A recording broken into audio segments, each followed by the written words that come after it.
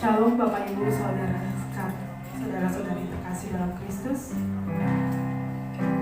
Kok nggak ada semangatnya ya? Shalom Bapak Ibu saudara-saudari dalam Kristus. Haleluya.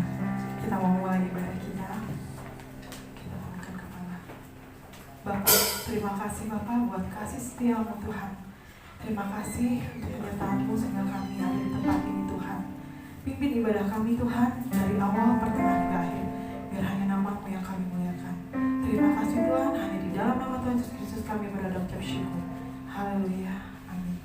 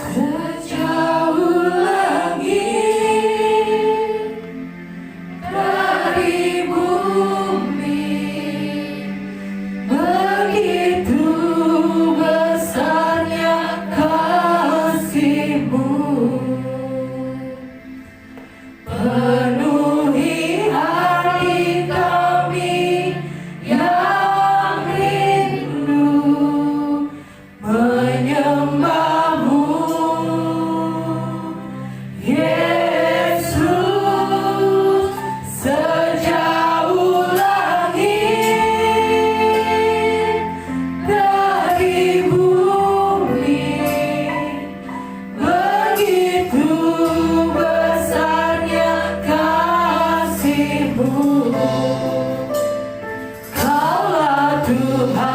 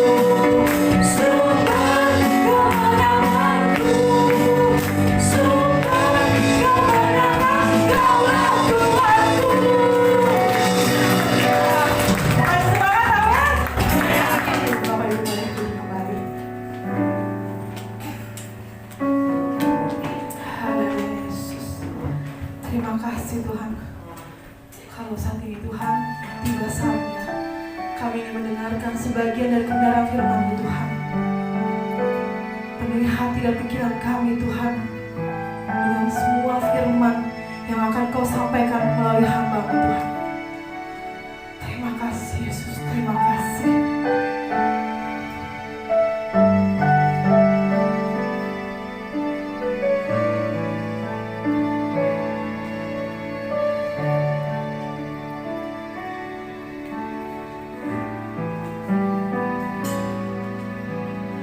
Bukan dengan kekuatanku,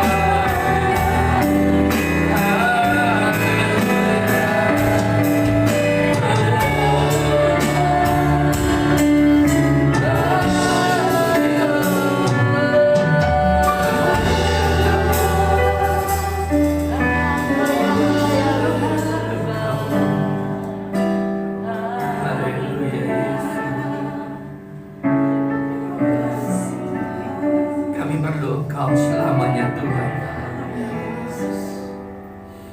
Kami butuh Engkau selama-lamanya Tuhan. Pegang tangan kami, jangan Kau lepaskan Tuhan. Kami butuh pegangan-Mu Tuhan. Kami butuh kasih sayang-Mu. Kami butuh perlindungan penyertaan-Mu Tuhan. Karena kami tahu dunia semakin gelap. Firman-Mu mengingatkan kepada kami menjelang kedatangan-Mu ya Tuhan Yesus yang kedua kali. Memang keadaan dunia semakin tidak baik, tetapi orang yang menanti-nantikan Tuhan, orang yang berharap hanya kepada Tuhan, orang yang hanya bersandar kepada Tuhan, mengandalkan Tuhan, maka dialah yang akan diselamatkan, dialah yang akan dipulihkan, dialah yang akan diberkati Tuhan. Penyertaan Allah sempurna bagi orang-orang yang hanya mengandalkan Engkau Tuhan. Karena firman-Mu mengatakan diberkatilah orang yang mengandalkan Engkau ya Tuhan. Pagi hari ini kami datang Tuhan, karena kami mengandalkan Engkau Tuhan. Kami butuh Engkau Tuhan. Untuk itu kami ada di tempat ini, di mana orang-orang yang lain, manusia-manusia di akhir zaman, justru dengan keadaan seperti ini mereka jauh daripada-Mu Tuhan. Mereka mulai mengandalkan kekuatan pikiran mereka, kekuatan apa yang mereka miliki Tuhan. Tapi firman-Mu mengatakan terkutuklah orang yang mengandalkan kekuatannya sendiri, mengandalkan orang lain. Tapi diberkati orang yang mengandalkan Tuhan dalam hidupnya. Kami percaya Tuhan, kami datang di sini, kami butuh Engkau. Kami butuh Engkau. Sehingga kami ada di tempat ini. Urapi kami semua yang hadir pada siang hari ini Tuhan. Kalau kami mau belajar kebenaran firman-Mu, karena firman-Mu lah yang menerangi langkah hidup kami Tuhan. Kami butuh Tuhan, kami butuh Engkau, kami butuh firman-Mu. Urapi sekali lagi kami semua yang hadir agar kami mengerti akan kebenaran firman-Mu. Kami renungkan dan kami lakukan dalam kehidupan kami, sehingga kami kuat dan kami cakap di dalam segala persoalan hidup ini. Dan kami percaya bersama-Mu Tuhan, kami akan keluar sebagai pemenang, bahkan lebih dari pemenang. Hanya di dalam nama Tuhan Yesus kami sambut kebenaran firman. Haleluya. Amin. Silakan duduk Bapak Ibu.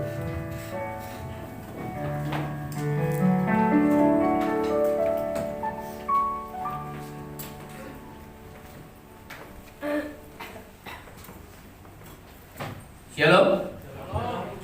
Tadi pagi saya ngomong sama Mbak Yati, sama yang lainnya. Bangun tidur, kepala saya bisa sakit. Iya. Tapi saya mesti jalan ke Tangerang. Kalau ngikutin kedagingan, apalagi di kondisi kepala saya sakit, mendingan saya tidur. Ya. Tapi saya punya kerinduan untuk berjumpa Bapak Ibu di tempat ini. Amin. Masuk tol, istri saya juga kurang sehat. Ya, nggak biasanya kalau dia nemenin saya dia tidur, dia biarin aja lah. Ya. Makin lama sakitnya makin kencang. Ya. Nengok sedikit narik sakit, ya kepala. Ya, mau ngomong sakit. Waduh, ya bawa mobil udah kurang konsen saya. Yang seharusnya kalau di tol nggak boleh lewat dari berapa? Sekarang kalau di tol nggak boleh lewat dari berapa kilo? 80. Yang benar nih. Setahu saya nggak boleh lebih dari 120 km per jam, betul? Betul nggak? 80 apa 100? Ada yang ngomong 80, ada yang 100. 80 kayaknya salah. Waktu itu 100. Ya, tapi ada yang 120. Nggak boleh lewat dari 100. Ya. Karena saya kurang konsen, jadi kadang-kadang kejejaknya lebih dari 120. Ya, sampai masuk Bekasi kencengnya luar biasa. Ya, jembatan layang belum Bekasi berarti ya, masih di jalan MBZ ya.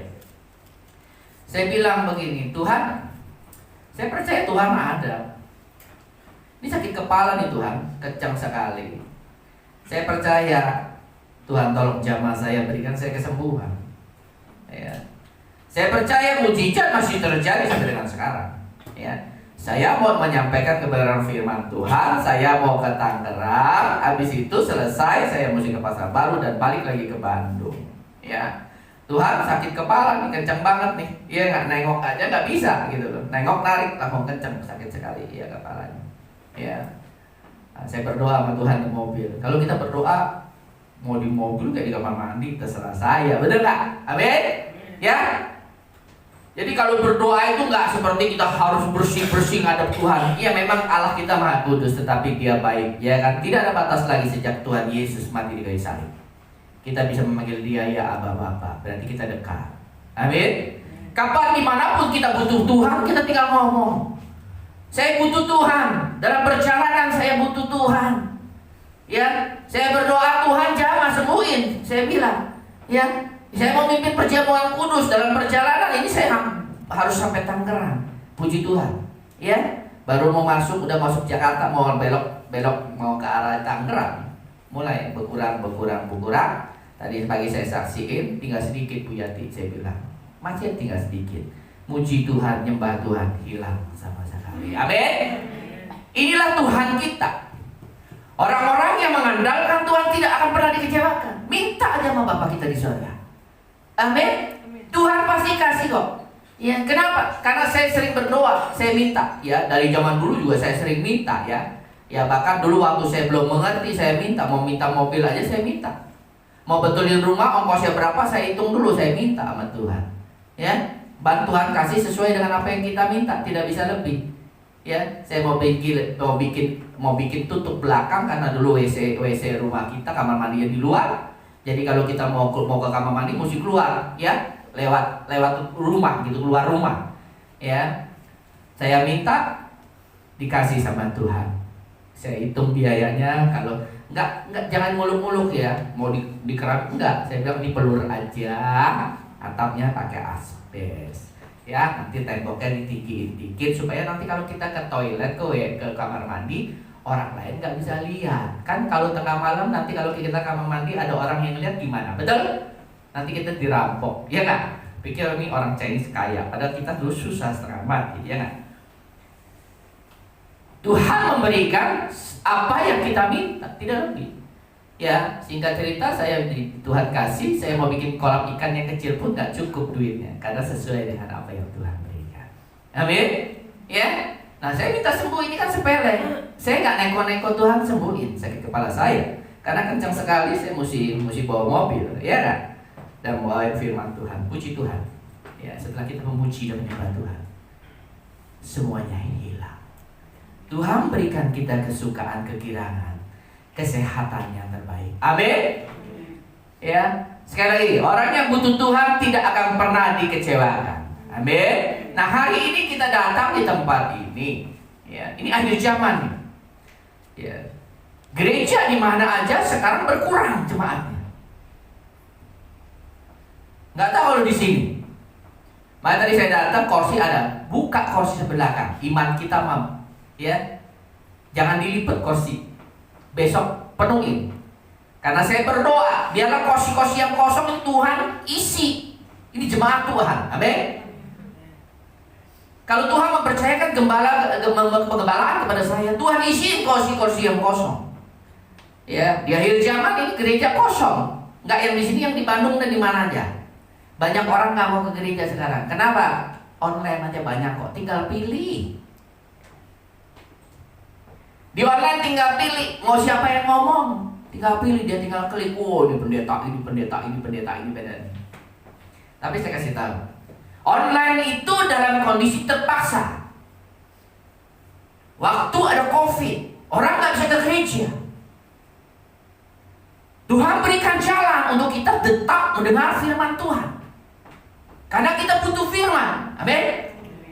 Tanpa firman kita nggak bisa kok, nggak bisa ngapa-ngapain. Mau ngandalin kekuatan sendiri, firman Tuhan mengatakan terkutuk. Yeremia 17 mengatakan engkau mengandalkan kekuatan sendiri, terkutuk. Apalagi akhir zaman, gak bakal kuat.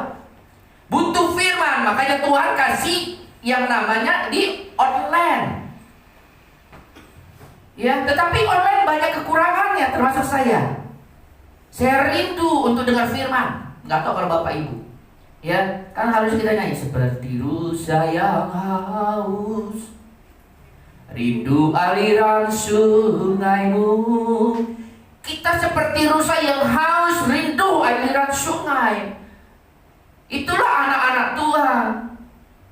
Dia rindu untuk lebih jauh mengenal akan firman Tuhan.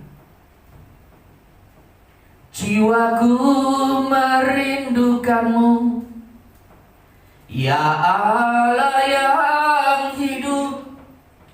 Jiwaku haus kepadamu, ya Allah yang hidup. Amin. Jiwa kita itu rindu akan Tuhan, rindu akan firman-Nya. Nah, orang-orang yang seperti ini akan dipuaskan, akan diberikan damai sejahtera. Orang-orang seperti apa? Orang-orang yang merindukan firman Tuhan. Amin. Amin. Nah, hari ini ya kita datang ya. Kita nggak usah lihat kiri kanan. Ya, kalau ada tetangga kita, keluarga kita, teman kita, orang tua kita, suami kita, istri kita yang tidak mau ke gereja, biarin. Ya, bagian kita cuma mengajak, menasehati dia. Ini akhir zaman. Mengajak dia untuk dekat dengan Tuhan. Kenapa? Kita nggak bakal kuat keluar dari Tuhan, jauh dari Tuhan, nggak bakal kuat. Orang terkaya di dunia juga sekarang juga bingung kok. Betul. Ahli-ahli ekonomi di dunia juga bingung kok sekarang, betul. Semua IMF, Bank Dunia itu pakar-pakar ekonomi bingung semuanya. Karena ini kondisi boleh dibilang ya sudah di luar dari kemampuan kita. Nah, untuk itu kita butuh Tuhan. Amin. Kalau bagi Tuhan tidak ada yang. Kalau bagi manusia 5 roti 2 ikan, cuman 5 roti 2 ikan, ini ada 5.000 orang laki-laki, belum termasuk wanita dan anak-anak. Pola pikir manusia yang pintar luar biasa, tetap dia berpikir begini, tidak mungkin. Tidak mungkin dengan 5 roti 2 ikan bisa memberi makan 5.000 orang. Orang yang hebat, ahli ekonomi, ahli industri, ahli apapun juga, pinter, IQ-nya hebat luar biasa pun tidak akan sanggup dengan kondisi 5 roti 2 ikan suruh kasih makan 5.000 orang. Amin. Nah, dengan kondisi seperti itu butuh Tuhan. Karena bagi Tuhan tidak ada yang mustahil. Dan kenyataannya waktu Yesus Tuhan diserahkan 5 roti dan 2 ikan, dia mengucap syukur atasnya, kasih makan 5.000 orang. Sisanya 12 keranjang. Amin. Kita nggak usah pikir dari zaman berapa income kita. Allah sanggup buat mujizat, walaupun income kita 5 roti 2 ikan, tapi kebutuhan kita 5.000 orang. Amin. Bagian kita cuma taat dan setia dan percaya kepada firman-Nya. Nah, untuk itulah kita sekarang berkumpul. Biarin yang lain nggak mau gereja. Amin. Nggak mau beribadah, biarin. Karena dia belum mengerti manfaat dari ibadah.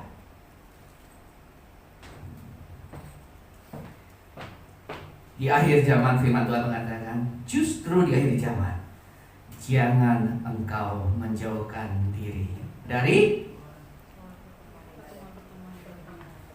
Coba buka ayatnya.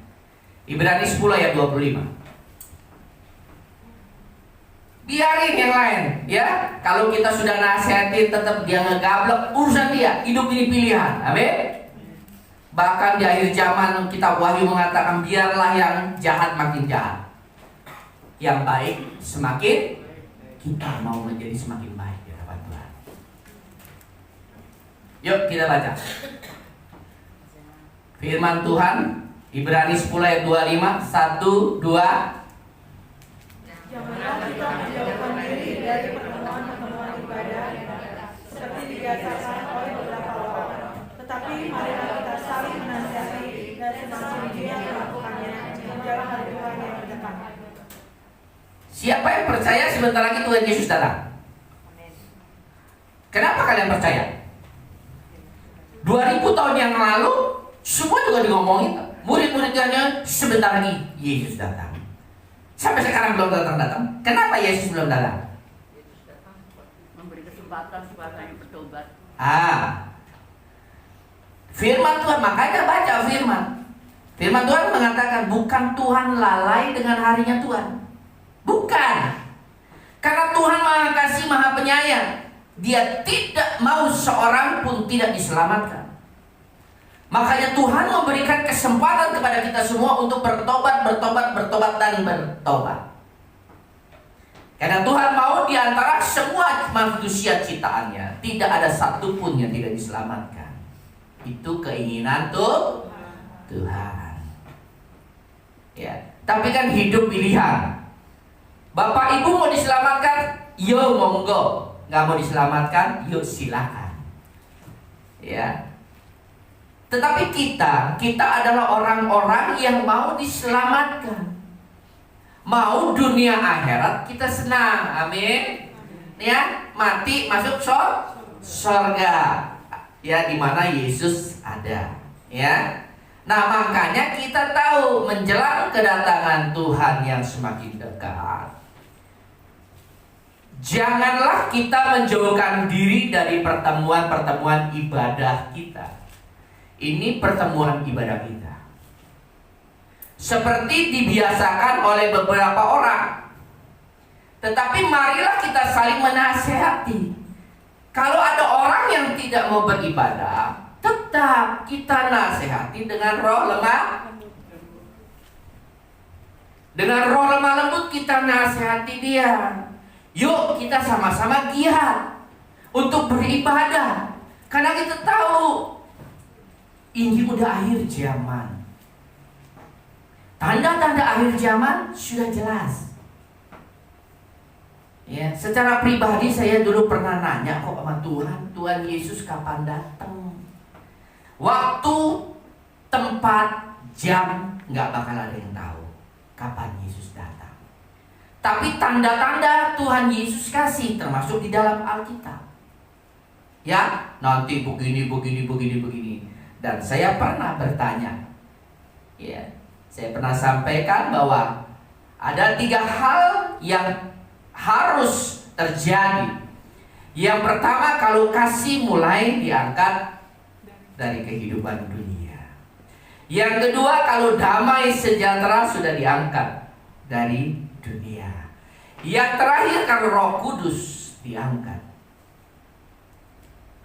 Saya pernah cerita, kasih ini mulai diangkat, sudah mulai menjauh dari kehidupan manusia. Ini sudah terjadi waktu saya masih ada di Tangerang. Orang tidak ada lagi, banyak yang tidak memiliki kasih. Bukan kasih yang biasa-biasa, tetapi kasih yang luar biasa. Saya pernah kasih tahu, banyak dulu kejadian, sekarang mah jarang. Dulu waktu saya masih di Tangerang tahun 2000-an, banyak sekali orang maling motor langsung dibakar. Maling dibakar, maling ini dibakar, betul? Banyak gak dulu? Sedikit-sedikit tangkap gebuk bakar. Tangkap gebuk bakar. Kenapa? Karena orang tidak. Waktu saya masih kecil, waktu masih SMA, waktu masih kuliah, tidak ada seperti itu. Paling digebukin sampai mati paling. Ada paling motor kepegang digebukin, apes paling mati. Kalau sekarang dibakar. Dibakar hidup-hidup. Kenapa? Karena tahun 2000 itu mulailah yang Tuhan penggenapan, yaitu kasih sudah mulai diangkat dari kehidupan manusia. Orang gak punya kasih. Yang kedua sudah terjadi. Wah, apa? Damai sejahtera mulai diangkat dari kehidupan manusia. Ini tanda yang kedua. Mau contohnya, banyak sekali ini sudah terjadi bertahun-tahun lalu. Orang gak punya uang, apa yang dilakukan? Bunuh. Suami selingkuh, apa yang dilakukan? Bunuh. Waktu zaman kasih tidak ada, kalau suami selingkuh, apa yang dilakukan? Malam-malam dipotong. Suaminya dibunuh, betul? Karena udah jengkel setengah mati, udah kelewatan. Apa yang terjadi? Ya, itu kalau bicara kasih. Tetapi kalau bicara damai sejahtera, suaminya selingkuh, dia nggak punya damai sejahtera lagi. Sehingga apa yang dia lakukan? Dia bunuh diri, bawa anak-anaknya, dia minum racun. Banyak nggak kejadian? Banyak. Pernah dengar cerita anak SD sekolah, mau sekolah pakai seragam pramuka, seragamnya masih basah? Pernah dengar cerita? Ini bukan cerita ya, ini benar-benar nih, maksudnya pernah dengar nggak? Ada anak SD, dia mau sekolah, seragam SD, seragamnya yaitu baju pramukanya basah, belum kering. Ini kan persoalan sepele, betul? Tetapi yang terjadi dia gantung diri. Dia nggak punya lagi damai sejahtera. Pernah ada cerita di Kalimantan, ini keluarga orang Chinese. Suami istri berikut dengan anak yang tinggal di tengah-tengah kayak di kayak di sawah gitu. Yang bunuh diri, minum racun karena dia punya utang. Pernah dengar nggak? Ini kayaknya nggak pernah dengar berita, nggak baca berita ya. Ya, satu keluarga, suami, istri dan anak. Gara-gara dia memang hidupnya susah, dia tinggal di gubuk di tengah-tengah sawah. Dia hutangnya kecil. Karena ditagih dia nggak punya damai sejahtera. Kalau dia nggak punya kasih, itu debt collector, dia mati ini sekalian, betul? Daripada dia harus korbanin diri dia dan keluarganya. Tetapi karena dia tidak memiliki damai sejahtera, apa yang dilakukan? Ambil jalan pintas, dia minum racun. Satu keluarga mati. Ini terjadi sudah bertahun-tahun yang lalu. Nah sekarang ini adalah yang terakhir. Roh Kudus mulai menjauhi kehidupan manusia. Fungsi Roh Kudus adalah mengingatkan, menegur kita. Makanya sekarang banyak sekali orang yang sudah kehilangan Roh Kudus, sehingga apa? Dia tidak ada yang bimbing. Dia tidak ada yang mengingatkan, makanya hidupnya semakin jahat. Karena Roh Kudus sudah tidak berfungsi dalam hidupnya. Tidak bisa mengingatkan lagi, sudah jauh dari dia. Ini tanda yang ketiga. Makanya saya percaya, yuk, dengan kondisi seperti ini adalah tanda-tanda bahwa Yesus akan datang kedua kali. Kedua kali ya, yang di awal-awal. Pada saat nanti Yesus datang, dia akan membangkitkan orang yang mati terlebih dahulu. Baru nanti mengangkat kita yang masih hidup, yang layak untuk diangkat. Amin. Saya punya kerinduan kita semua yang di sini. Pada saat nanti Yesus datang di awal-awal, dia mengangkat kita. Jangan ada yang ketinggalan. Amin. Walaupun firman Tuhan mengatakan suami istri lagi tidur, suaminya diangkat, istrinya ditinggal. Teman kita selagi kerja di ladang, satu diangkat, satu ditinggal. Jangan seperti itu, benar nggak? Januar mau, Januar diangkat, Hesti nggak diangkat, kan nggak mau, betul nggak? Mau? Bu Nomi diangkat, Pak Pelik nggak diangkat, mau? Kan jangan, benar nggak? Bu Cahyo juga sama kan? Kalau bisa orang terdekat kita semuanya diangkat, benar nggak ya? Jangan ditinggalin Pak Cahyo. Amin. Nah, tugas kita nasihatin suami kita, istri kita. Ya, ini akhir zaman. Kita butuh pertemuan ibadah seperti ini, seperti firman Tuhan. Kembali Ibrani 10 ayat 25. Biarin yang lain nggak mau ke gereja, nggak mau ibadah, biarin. Pertemuan ibadah, ya. pertemuan-pertemuan ibadah seperti ini ibadah hari Minggu. Ada ibadah tengah minggu nggak di sini? Ada? Rumah doa. Saya mengundang, itu juga pertemuan ibadah. Datang. Kenapa? Di pertemuan ibadah ini, ibadah umum ini, ada firman Tuhan. Pertemuan ibadah yang hari Rabu malam itu ada firman Tuhan. Loh, tadi kita sepakat kita butuh firman, betul? Di mana ada firman Tuhan, kita datang. Menjelang kedatangan Tuhan Yesus, kita harus semakin giat untuk mencari kebenaran firman Tuhan, karena kita butuh firman. Amin. Di mana mungkin di luar hari Rabu, di luar hari Minggu, tetangga kita ada kumpul, ya. Dan di situ kita tahu ada kebenaran firman, kita ada waktu datang. Amin. Kita datang, bukannya nanti yang menikmati. Yang menerima manfaatnya adalah tetangga kita, ya kita yang menerima manfaatnya. Saya waktu pertama kali bertobat, saya Kersel. Kalau sekarang FAK, Kersel Persekutuan, tidak pernah telat datang. Kadang-kadang sakit kepala, saya tahu ini kerjaan iblis. Saya mau persekutuan doa, kok tiba-tiba sakit kepala. Waktu saya datang, saya memuji dan menyembah Tuhan, hilang sakit kepala saya. Karena iblis nggak suka untuk kita maju di dalam Tuhan. Ya, kecuali sakit beneran, tinggal berdoa kayak tadi. Bener? Buktinya. Kalau nggak, saya nggak bisa ngoceng. Soalnya nengok sedikit sakitnya kenceng, narik sini beratnya. Ya, kita kan bisa tahu, ya ini penyakit yang gimana, ya, atau memang ini iblis mau mengganggu kita untuk beribadah. Kita lawan di dalam nama Yesus. Amin. Di mana ada kebenaran firman Tuhan, kita datang karena kita perlu. Kenapa? Coba buka Mazmur 119 ayat 105. Kita butuh firman. Jadi di mana ada ibadah, pertemuan ibadah yang di dalamnya ada kebenaran firman Tuhan, datang. Berikan waktu yang terbaik. Siapkan waktu yang terbaik untuk kita datang, karena kita butuh firman. Dunia sudah gelap. Dunia penuh dengan kekhawatiran, ketakutan. Kita butuh firman. Kenapa kita butuh firman? Yuk kita baca firman Tuhan. Mazmur 119 ayat 105. 1, 2. Firman-Mu itu berita bagi kakiku dan terang bagi jalanku. Amin. Kenapa kita butuh firman Tuhan?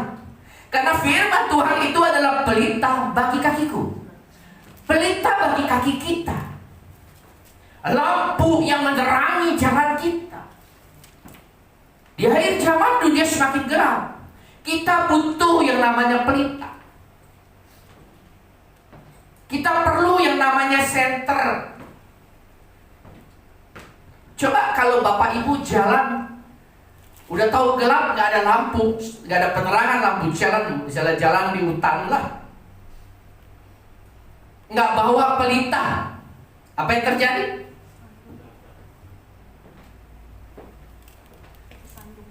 Nggak usah jauh-jauh dah, nggak usah jalan sekilo, 100 meter aja, jalan di hutan, nggak ada bulan, nggak ada bintang, gelap, nggak bawa senter, nggak bawa lampu, apa yang terjadi? Hah? Jatuh. Terus apa lagi yang terjadi? Jalan suruh jalan satu kilo, 100 meter. Begitu nyampe di sana, benjol sana, benjol sini, berdarah sana, bersihin lutut semua. Kenapa? Karena tidak ada yang menerangi jalan kita di jalan yang begitu gelap, yang begitu banyak berbatuan, begitu banyak masalah. Dunia sedang banyak masalah, banyak bebatuan. Belum lagi orang-orang yang sekeliling kita, yang egonya luar biasa, betul? Sekarang banyak orang egonya luar biasa, nggak tahu terima kasih, nggak tahu belakang, betul? Sudah ditolong nembak nusuk belakang, betul nggak? Ya, mementingkan diri sendiri, betul? Ini manusia akhir zaman. ya, dia Roh Kudus nggak ada, karena Roh Kudus nggak ngingetin lagi. Yang masih ada Roh Kudus juga Roh Kudusnya udah nggak dianggap. Tetapi kalau kita jalan 100 meter, kita bawa lampu, nyampe nggak kita dengan selamat? Amin. Apalagi kalau lampunya lampu halogen, terang, sekali nyala 100 meter pun nyampe. Kita pasti akan berjalan di dalam hutan dengan sukacita. Amin. Nggak ada rasa khawatir, nggak ada rasa ketakutan. Nah, firman Tuhan ini adalah lampu pelita. Mungkin wattnya itu luar biasa, bukan tembus 100 meter, mungkin 1 kilometer, bahkan 100 kilometer. Cahaya Tuhan tembus. Nah, orang-orang yang memiliki seperti ini, dia akan berjalan dengan sukacita. Tidak ada ketakutan. Orang lain dia ngomong, aduh jangan Pak Hendi, itu hutan gelap. Enggak lu, enggak gelap. Kenapa? Karena ada sinar kemuliaan Tuhan. Ada terang Tuhan yang maha dahsyat, yang menerangi setiap langkah kita bahkan sampai jauh. Sampai hal-hal yang terkecil sekalipun kita bisa melihat. Inilah kalau kita bicara bersama dengan Tuhan, berjalan bersama dengan Tuhan. Amin. Firman-Mu itu pelita bagi kakiku dan terang yang menerangi jalan-jalanku. Dunia boleh gelap, dunia boleh penuh dengan kekhawatiran, ketakutan, karena ada krisis ekonomi, ya, yang seperti yang bulan lalu saya sampaikan. Ya, mau ada krisis, nanti ada gempa bumi, yang ada inilah, ada itu, masa bodoh. Itu adalah kegelapan-kegelapan di dalam hutan. Tapi kita bisa melihat itu semua karena kita bersama dengan Tuhan. Dan kita percaya bersama dengan Tuhan kita sanggup melewati setiap persoalan apapun dalam kehidupan ini. Dan kita akan keluar sebagai pemenang. Amin. Nah, ini makanya kenapa kita butuh, kenapa kita jangan menjauhkan diri dari pertemuan ibadah-ibadah seperti itu, di mana ada kebenaran firman Tuhan. Karena firman Tuhan itu kita butuh untuk menerangi jalan-jalan kita. Amin. Ya. Cari, datangi di mana ada firman Tuhan.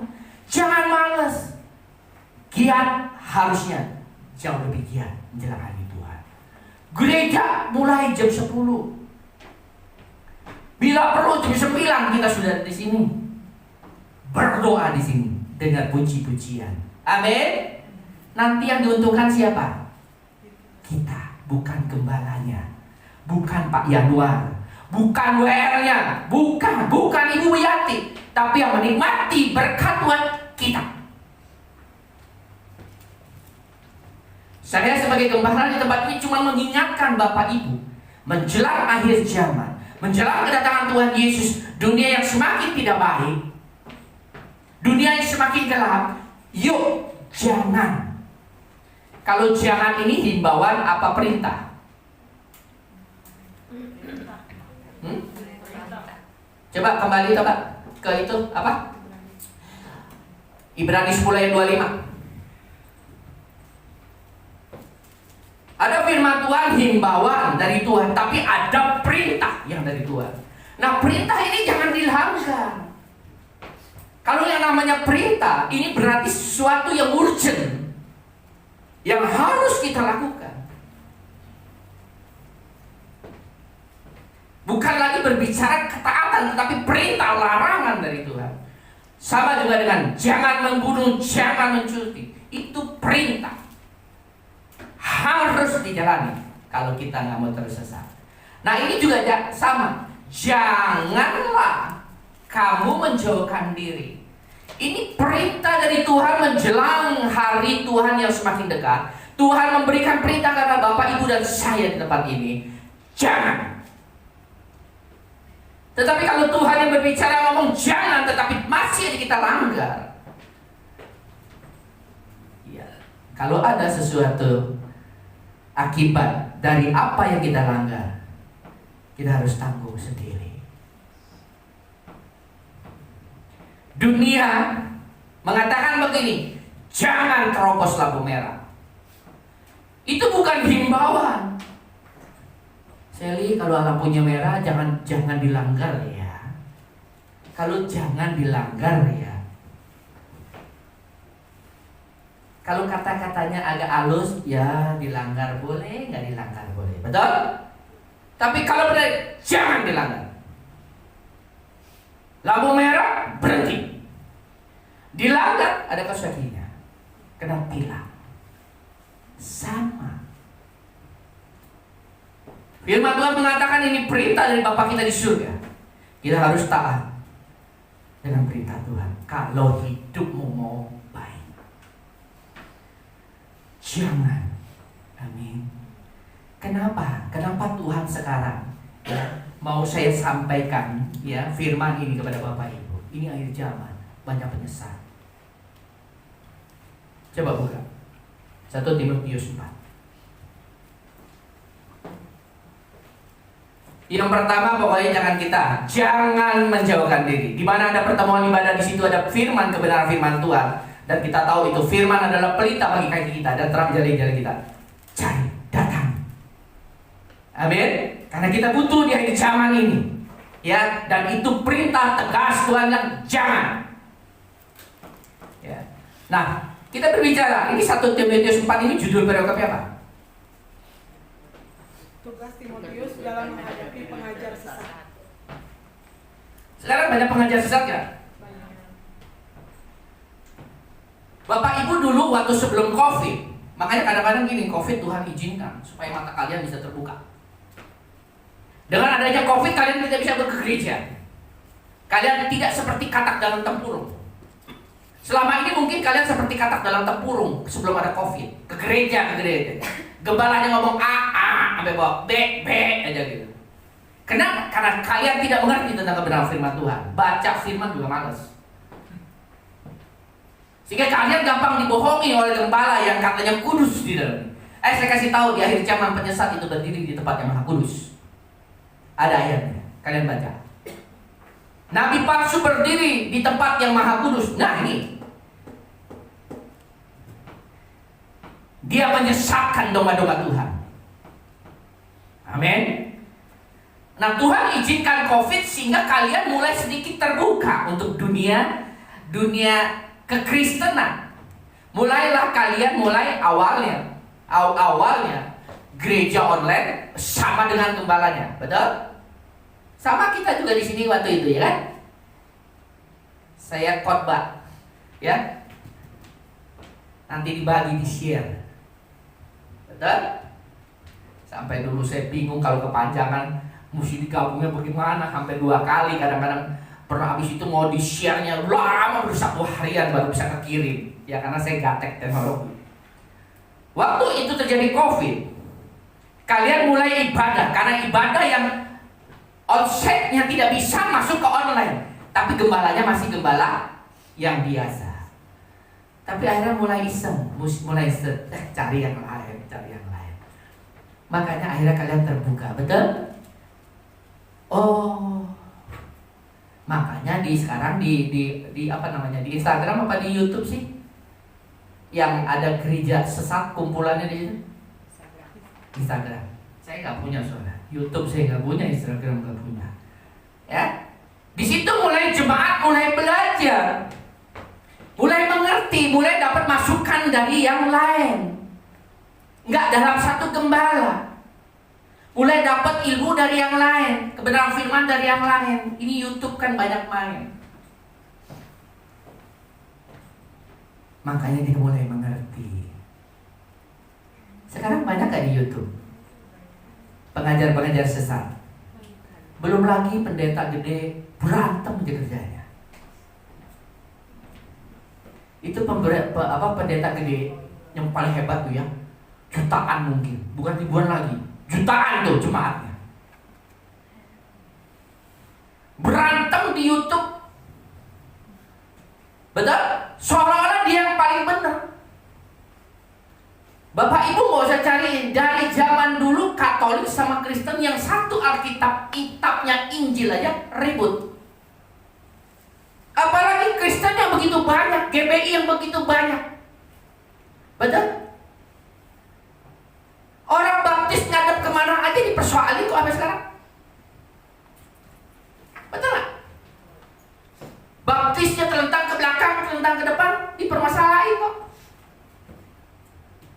baptis di kolam, baptis di sungai, ini permasalahan kok.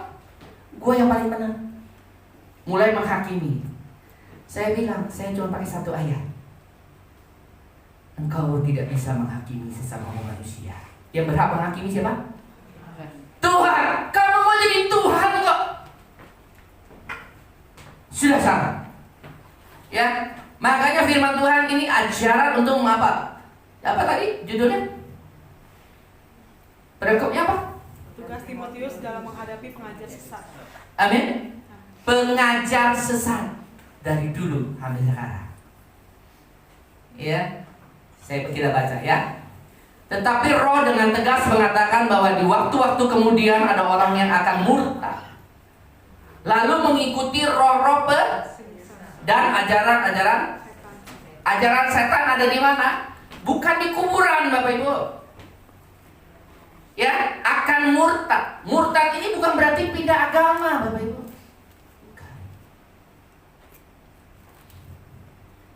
Bukan berarti pindah keyakinan. Tadinya terima Yesus, sekarang nggak mau terima Yesus. Bukan. Murtad itu engkau tidak mengandalkan Tuhan lagi. Udah murtad engkau di hadapan Tuhan. Engkau lebih mengandalkan kekuatan pikiranmu, engkau lebih percaya dengan gembalamu. Kamu sudah murtad di hadapan Tuhan. Sekalipun agamamu tetap KTP-mu tetap Kristen. Jadi murtad itu nggak bicara pindah agama. Firman Tuhan mengatakan engkau menyembah Mammon, sudah murtad di hadapan Tuhan. Engkau lebih mendahulukan Mammon, sudah murtad di hadapan Tuhan. Amin. Engkau tidak bisa mengambil kepada Tuhan, kepada Tuhan mau atau kepada Mammon. Pilihan ada di tangan kita. Ya. Sehingga apa? Waktu kamu murtad, engkau mengikuti roh-roh penyesat. Roh-roh penyesat yang ada di mana? Di dalam label yang di sini ada pendeta besar. Kenapa pendeta besar kita bisa lihat ini nabi palsu atau enggak? Jangan dilihat gedenya, gede benar semua diikuti gitu ya. Jangan. Keselamatan itu bukannya pendeta kita yang bisa nyelamatin, tidak. Pendeta gede nggak bisa nyelamatin kita masuk surga. Amin, Bapak Ibu. Yang bisa nyelamatin iman kita. Hidup kebenaran yang sesuai dengan firman, bukan sesuai apa yang pendeta kita ngomongin. Makanya mesti kudu pinter baca firman supaya nggak gampang dibohongi. Amin. Roh penyesat itu ada di dalam diri pendeta, di tempat Maha Kudus, di ruang Maha Kudus, di mimbar. Kenapa? Dia ada ajaran-ajaran setan di situ. Saya keras karena ini zaman. Saya nggak tahu apa ya, ada yang nanya waktu situ juga, ada yang nanya sama saya 2024 atau 2023 ya, masih ada nggak dunia ini? Ya, banyak yang ngomong udah 2023 gelap. Ya, 24 nggak ada lagi yang namanya pemilihan presiden segala macam. Itu urusan masa bodoh, itu urusan dunia. Amin. Bagian kita tetap menjaga kekudusan, hidup benar, yaitu dengan apa? Justru dengan keadaan yang gembar-gembor dunia, kita semakin giat beribadah. Amin. Ya. Bapak Ibu pernah baca Matius 4? Yesus puasa 40 hari 40 malam? Pernah? Habis itu dia dicobain sama siapa? Iblis. Apa yang ditawarin sama iblis? Ayo, apa yang ditawarin sama iblis? Dunia sama kekayaan, kehormatan, kedudukan, semua yang ada isi dunia ini. Betul? Nah, saya kasih tahu aja salah satu kuncinya. Kalau ada di sini di atas mimbar, pendeta gede sebesar apapun yang jutaan atau puluhan juta itu jemaatnya, kalau dia menawarkan segala kekayaan dunia, kemegahan dunia dan isinya, apa bedanya dengan Yesus? Pernah nggak ngajarin kita kaya? Yesus pernah nggak ngajarin kita supaya rumahnya kita jadi megah? Yesus hanya mengajarkan asal ada makan, minum, pakai cukup. Orang yang mengubah kekayaan firman Tuhan mengatakan, engkau akan jatuh dalam berbagai macam pencobaan. Enggak usah diudak. Berkat ada di atas kepala orang Jadi bener aja, masalah berkat nanti terserah Tuhan. Berkat mau gede, mau kecil, urusan Tuhan. Tuhan mau bikin kita jadi konglomerat, urusan Tuhan. Kenapa? Karena kekayaan bisa buat kita jatuh kalau kita nggak kuat. Tetapi kalau kekayaan kita fondasinya sudah kuat, kita dikasih beban kekayaan, kita justru semakin akan memuliakan nama Tuhan. Bukan pelit. Orang biasanya makin kaya makin pelit. Anak saya si Jevan pinter. Saya kasih ayatnya. Orang pelit nggak masuk Ada nggak ayatnya? Ada. Nah, orang kaya makin pelit. Makanya Tuhan gak kasih dia kaya. Kenapa? Takutnya nanti makin lama makin pelit. Bukan selamat masuk surga. Awalnya mah hidup bener, rajin ke gereja, pelayanan kemana-mana, hidup bener, kasih kekayaan, ngaco hidupnya. Betul? Yang tadinya setia sama istri, begitu mulai ada kekayaan, dia mulai dandan. Betul nggak? Betul? Dia mulai dandan sekarang necis, beli mobil mewah. Betul? Nah, begitu dia naik mobil mewah jalan-jalan ke mall, biasanya udah necis, kaya, waduh dia kendaraan bagus. ABG biasanya nengok. Mulai kalau fondasinya gak kuat, akhirnya dia mulai juga iman mah kuat Pak Hendi. Cuman gak kuat. Ya, tapi kalau fondasinya kuat, gak bakal seperti itu. Amin. Ya, Tuhan kasih berkat kecil, kita setia dengan berkat yang kecil. Tuhan tambahkan berkat lagi, kita makin setia makin setia. Makanya saya ngomong, kalau Tuhan berkati, jangan cepat puas. Tetap setia sama Tuhan, karena Tuhan mau kasih lebih dari apa yang kita ingini. Tuhan itu pengen memberkati kita. Tapi berkatnya jangan dihitung sama duit terus ya. Dikasih damai sejahtera, sukacita, kesehatan juga berkat. Istri saya belakangan ini ngelihat saya lagi seneng nonton apa di YouTube. Kan saya tumpang pakai YouTube istri saya. Nonton apa mah? Ketawa sendiri saya.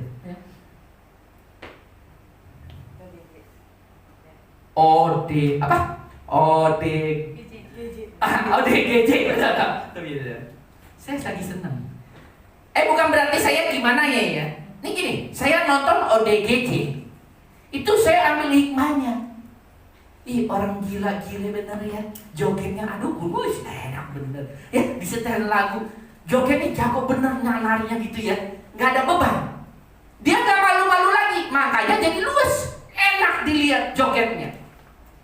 Ini orang gila, gak ada beban hidupnya. Amin. Belajar dari orang gila. Jangan ada beban dalam hidup ini. Jalanin aja, betul gak? Dia joget, ada yang kasih rokok, dia ketawa senyum terus. Ada duitnya dia. Dia ada duitnya. Tapi senyum terus, dia ketawa, seneng joget. Dia jalanan gak ada beban sama sekali ya. Dunia ini milik kita sendiri. Dewi gak ada duit, tapi dia ada sukacita luar biasa, damai sejahtera.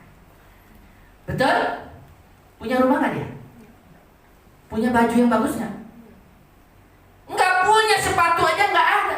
Dia nyeker, makanya saya lihat ODG, seneng bener. Belakang ini saya sering nonton ODGJ, ketawa sendiri. Ya, saya lihat. Nah, kita belajar. Ya, kenapa ODGJ itu sehat? Makan ngaco, mandi ngaco, betul? Tapi dia sehat, betul nggak? Kemarin ada heboh ya. 60 tahun dia tidak mandi. Habis mandi dia mati. Makanya dia nggak mau mandi. Ini ada beritanya baru beberapa. Tahu beritanya? Tahu ya? Manusia terjorok di dunia 60 tahun tidak mandi. Dimandiin baru sekali. Habis mandi mati.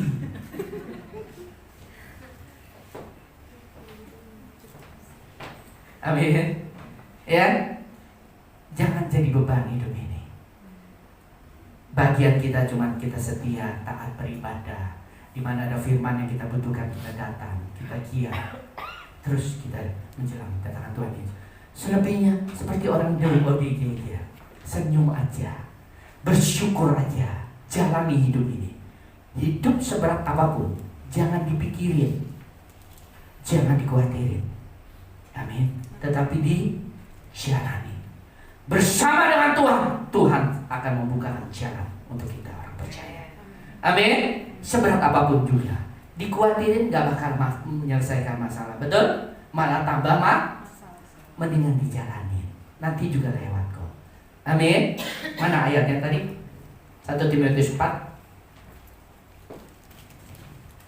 Ya ingat ya, penyesat, ajaran penyesat itu bukan berarti iblis ada di mimbar, bukan. Ya, di sini ada pendeta, orang kudus, tapi di dalamnya ada iblis. Orang saya pernah ke gereja kok. Ini tanya saksi ya, istri saya. Jebel masih kecil. Jebel itu kalau ke gereja, ya, gak usah saya sebut gereja mana. Jebel kalau gereja masih kecil, dia bisa keluar dari gereja, dari kursi. Tanya Yuli. Dia dengar musik, Jebel goyang. Waduh, dilihatin orang di gereja. Si Jebel waktu kecil. Saya kalau bawa Jebel ke mall nih, ya, terus ada counter yang ada lagunya, tanya. Lagi jalan, Jebel langsung berhenti. Cus, dia joget. Kayak itu Jebel. Tapi hari itu dia uring-uringan di lantai, diomongin gak bisa. Saya lihat ada hamba Tuhan di gereja gede. 1 jengkal di atas kepalanya ada kuntilanak. Dari bawah saya tengking, saya usir. Dalam nama Yesus, pendeta gua jangan diganggu. Dalam nama Yesus. Dalam nama Yesus, nggak bisa pergi-pergi, tetap itu 1 jengkal di atas kepalanya. Itu kuntilanak berdiri, baju putri long dress kayak baju tidur, ya, rambut panjang. Tuhan bilang nggak bisa diusir. Kenapa? Karena dia yang bawa. Dia yang bawa. Jadi saya nggak bisa usir orang dia yang bawa. Singkat cerita, Tuhan suruh saya pulang. Itu saktinya. Saya pulang, mobil saya kejepit karena masih diparkir. Saya pulang naik ojek, 2 motor sama Jebel sama istri saya. Jevan belum ada. Jam 12 lewat, saya balik lagi ambil mobil saya, naik ojek lagi karena gerejanya agak jauh. Iblis bisa pakai siapapun, bahkan mungkin di antara kita nih, ya.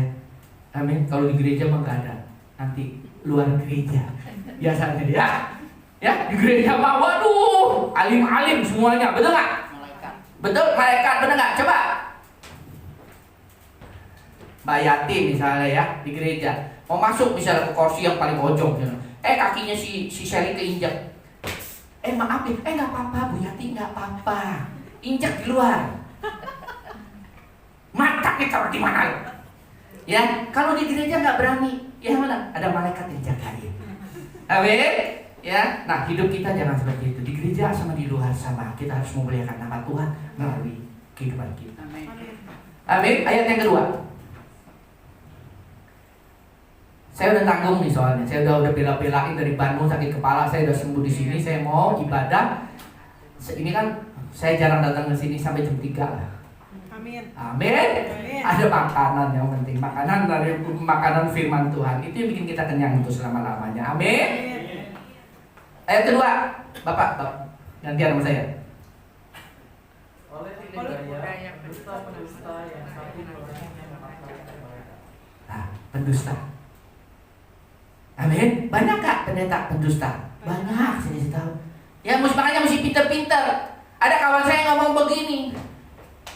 Saya bilang sama dia, gembala nih. Saya bilang sama dia, lu tahu kan itu salah? Iya Pak Hendy. Lu kan ngerti firman? Iya Pak Hendy. Nah kenapa lu ikuti? Ya kan katanya kita mesti taat. Taat sama pemimpin. Lu pakai Alkitab mana taat sama pemimpin? Ada di sini taat sama pemimpin. Tunduk dan taat sama pemimpin. Karena pemimpin kan berasal dari Tuhan. Siapa bilang? Nah, Bapak Ibu, benar gak pemimpin dipilih oleh Tuhan? Datangnya dari Tuhan. Kita mesti taat sama pemimpin. Karena tidak ada satu pemimpin di dunia ini bukan berasal dari Tuhan. Ada nggak? Ada ayatnya nggak? Ayo, saya tanya. Yang jarang baca Alkitab, percaya nggak? Nggak ada. Yang ada pemerintah. Tidak ada satu pemerintahan di muka bumi ini yang bukan berasal dari Tuhan. Ada pemerintahan yang salah? Negara komunis pun yang tidak mengenal Tuhan, pemerintahnya salah nggak bikin peraturan? Nggak. Karena pemerintah adalah kepanjangan tangan Tuhan. Tapi pemimpinnya jangan. Saul pemimpin yang dipilih oleh Tuhan ngaco nggak hidupnya? Ngaco. Jangan taat sama pemimpin. Jangan tunduk babi buta. Nanti akhirnya orang buta nuntun orang ujung-ujungnya sama-sama masuk ke neraka. Kan yang apes kan kita. Amin. Jangan mau dipakai sama dia. Ayat yang 3. Mereka itu melarang orang kawin, melarang orang makan makanan yang diciptakan Allah, supaya dengan pengucapan syukur dimakan oleh orang yang percaya dan yang telah mengenal kebenaran. Ayat 4, Bapak Ibu. Karena semua yang diciptakan Allah itu baik dan sesuatu tidak ada yang haram jika diterima dengan ucapan syukur. Amin. Ini soal makanan. Ya, firman Tuhan mengatakan ada ayat pendukung makan tidak dimakan bukan itu yang mendekatkan engkau dengan Tuhan atau menjauhkan. Ya, ini jelaskan. Ya, tidak ada satupun yang haram. Ya, yang haram itu yang keluar dari mulut, kata-kata kotor, najis. Ya, tapi kan ada yang mempersoalkan ini kan. Ya, makanya kudu punya firman, jadi nggak gampang dikibulin. Amin. Capnya mah pendeta, tapi kang kibul. Amin. Makanya mesti tahu firman Tuhan. Ayat 5. Sebab semuanya itu dikuduskan oleh firman Allah dan oleh doa. Ayat 6. Tuhan selalu mengingatkan hal itu kepada saudara-saudara kita. Engkau akan menjadi seorang pelayan Kristus Yesus yang baik, terdidik dalam soal-soal pokok iman kita dan dalam ajaran sehat yang telah kau ikuti selama ini. 7. Tetapi jauhilah tahyul dan dongeng nenek-nenek. Ya, ada tahyul kan sekarang banyak tuh di YouTube tahyul tuh ya. Jangan ya. Latihlah dirimu Beribadah. Ayat 8, Bapak Ibu. Latihan ibadah ini terbatas gunanya, tetapi ibadah itu berguna dalam segala hal, karena mengandung janji baik untuk hidup ini maupun untuk hidup yang akan datang. 1 Timotius 4 ayat 4 mengatakan begini, ini tentang ibadah. Makanya tadi jangan menjauhkan ibadah. Menjauhkan diri dari ibadah, pertemuan ibadah seperti ini. Kenapa? Latihan badani terbatas gunanya.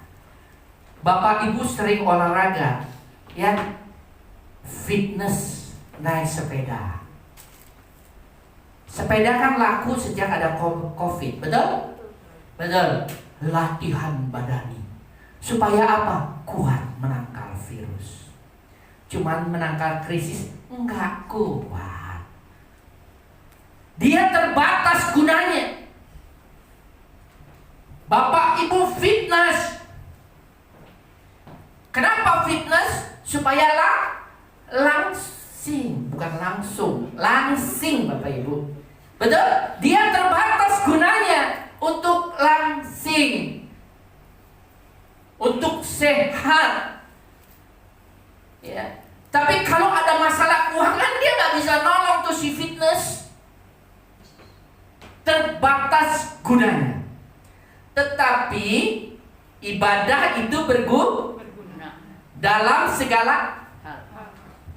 Bapak mau pilih yang satu hal, dua hal, atau mau dalam segala hal sih fungsinya? Bapak kan maunya datang ke suatu tempat, supermarket, apapun ada. Yang saya perlukan ada. Daripada ke warung. Warung sembako, Bapak mau beli paku ada nggak?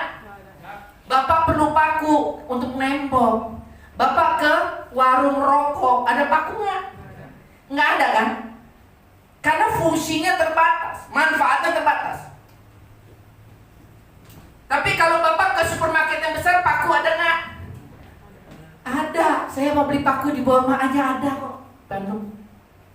Takut dari yang kecil apa yang gede ada. Ibadah itu berguna dalam segala hal. Bukan segala hal yang ada di dunia aja, tetapi firman Tuhan berkata, karena mengandung janji baik untuk hidup ini dan maupun untuk hidup yang coba dahsyatnya ini. Latihan badan ini terbatas gunanya.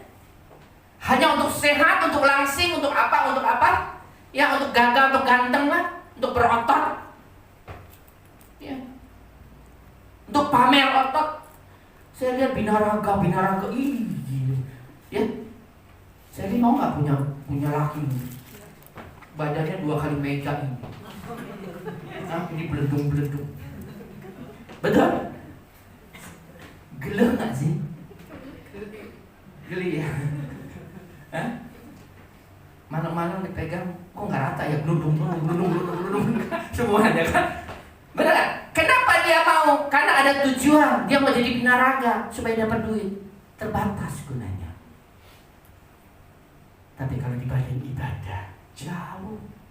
Ibadah mengandung janji, ya, berguna untuk segala hal, dan mengandung janji untuk kehidupan yang sekarang dan kehidupan yang akan datang. Luar biasa. Amin, Bapak Ibu. Amin. Jadi masih mau bolong-bolong nggak ibadahnya? Enggak. Kalau ditanya di sini, enggak Pak. Nah, nanti Bu Yati. Biasanya gini, dia bertahan Senin, ini Minggu, Senin, Selasa, Rabu udah mulai goyah. Nah, mulai goyah makanya suruh ke rumah doa. Dia nggak mau. Kamis sudah mulai loyo, Jumat, Sabtu, ya. Makanya Sabtu mulai diingetin lagi sama Bu Siska. Ya, saya bingung loh, bapak ibunya kan udah tua ya. Kenapa ibadah mesti diingetin? Padahal itu berguna dalam segala hal untuk bapak ibu. Mesti diingetin, besok ibadah ya. Sally kalau makan diingetin nggak Sally? Jam makan. Makan ya. Kan nggak perlu diingetin, betul nggak? Betul nggak? Tapi kenapa sesuatu yang dahsyat, yang manfaatnya luar biasa, bahkan dunia akhirat, manfaatnya kudu diingetin. Ya, ditegur kalian. Jangan ya. Saya waktu beribadah mah nggak ada yang ngingetin. Saya rindu beribadah. Amin. Karena saya tahu ibadah berguna dalam segala hal. Orang latihan, seorang atlet nih, ya, mau atlet apa aja, atletik kayak bulu tangkis kayak apa kayak. Saya kasih tahu, ya, dia latihan badani, betul? Dia jaga fisik, latihan badani segala macam. Sudah ada tandingan belum? Belum ada. Setahun lagi, tahun depan dia akan bertanding internasional. Sekarang dia berlatih, betul? Latihan badani. Kenapa dia mau setengah mati bahkan jaga pola makan, pola tidur semua dia jaga dengan luar biasa? Karena dia nggak mau kalah nanti pada saat terjadi pertandingan, betul? Dia harus menjadi yang the best, keluar sebagai pemenang, mendapat piala, sehingga dia berjuang pagi, siang, malam dia latihan, capek luar biasa, betul? Pas begitu pertandingan tahun depan, kalau dia latihannya luar biasa bagus, maka dia bisa jadi seorang pemenang. Amin. Begitu juga dengan ibadah. Kapan nanti kita perlukan itu? Manfaat itu kapan? Pada saat ada masalah. Nanti kalau dikecewakan orang, kita sudah kuat. Disakitin orang, ditipu orang, kita sudah kuat. Digosipin orang, kita sudah kuat. Mau dibohongin sama pendeta, kita sudah tahu. Jadi nggak bisa, kita sudah latihan dalam beribadah, rajin dalam beribadah, tekun dalam ibadah, giat dalam ibadah, sehingga kita tidak akan bisa digoyahkan dengan apapun yang ada di dunia ini. karena dia bermanfaat dalam menangkal dalam segala hal. Amin. Amin. Mau miliki kerinduan untuk beribadah, bersekutu dan datang kepada Tuhan. Amin. Yuk saya undang. Kita mau perjamuan kudus.